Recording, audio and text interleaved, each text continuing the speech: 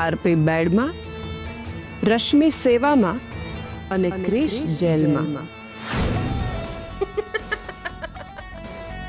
હવે રાધાને ટ્રીટમેન્ટ માટે અમેરિકા લઈ જવાનો પ્લાન કેન્સલ. હા પિયા,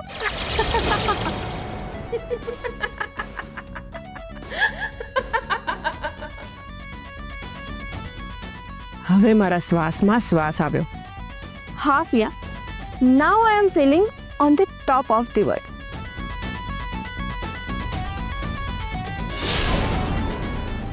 ઇન્સ્પેક્ટર સાહેબ, અરે ભાઈ ઇન્સ્પેક્ટર સાહેબ, મારી વાત તો સાંભળો.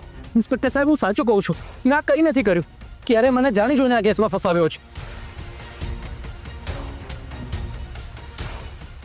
એમ તમે એટલા ભણેલા ગણેલા થઈને રસ્તા ઉપર આવી રીતે કોઈના પર હાથ ઉપાડો, કોઈને મારી નાખવાની ધમકી આપો, અને એ પણ એક મહિલાને.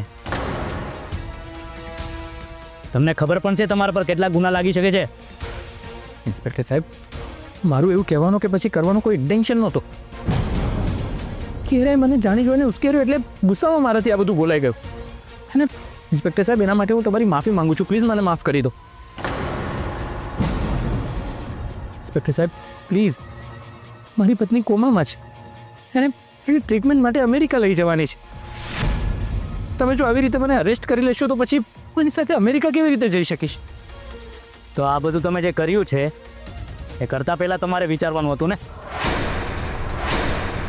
અને હવે પછતાવાનો કોઈ અર્થ નથી.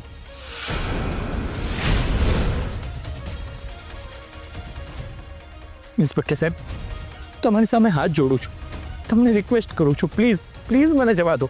ચાલો, હું એકવાર તમારી વાત માનીને તમને છોડી પણ દે, પણ હવે આ વાત મારા સુધી સીમિત નથી. તમારો વિડીયો વાયરલ થઈ ગયો છે અને અત્યારે તો આખી દુનિયાએ જોઈ લીધો છે, અને આખી દુનિયાને ખબર પડી ગઈ છે કે તમે એક રેપ્યુટેડ લેડી સાથે ગુનાહિત વર્તન કર્યું છે. એટલે હું કંઈ જ નહીં કરી શકું. મને નથી લાગતું કે તમને આ કેસમાં જામીન પણ મળે.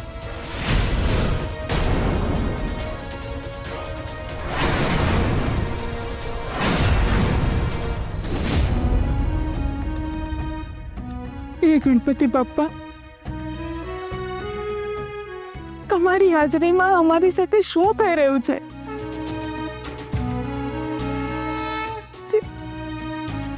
એક પછી એક સંકટ આવતા જ જાય છે ભગવાન. તમે તો સંકટ દૂર કરનારા છો, વિઘ્ન હરનારા છો. તો અમારા બંનેના પરિવાર પરથી આ સંકટ દૂર કરો ભગવાન.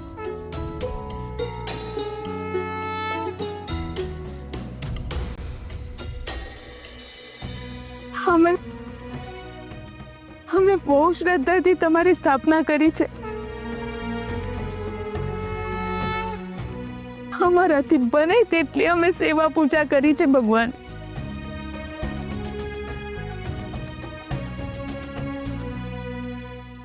અમારા દીકરાને ખોટી રીતે ફસાવવામાં આવ્યો છે. તમે એને બચાવી લો ભગવાન. અમને આ સંકટમાંથી ઉગારી લો ભગવાન, ઉગારી લો. ઉગારી લો. ઉર્મિલાબેન, ટેન્શન ના લો.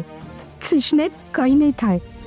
રશ્મિબેન, ટેન્શન મને એ વાતનું છે કે ક્રિશે આજે રાધાને લઈને અમેરિકા જવું બહુ જ જરૂરી છે.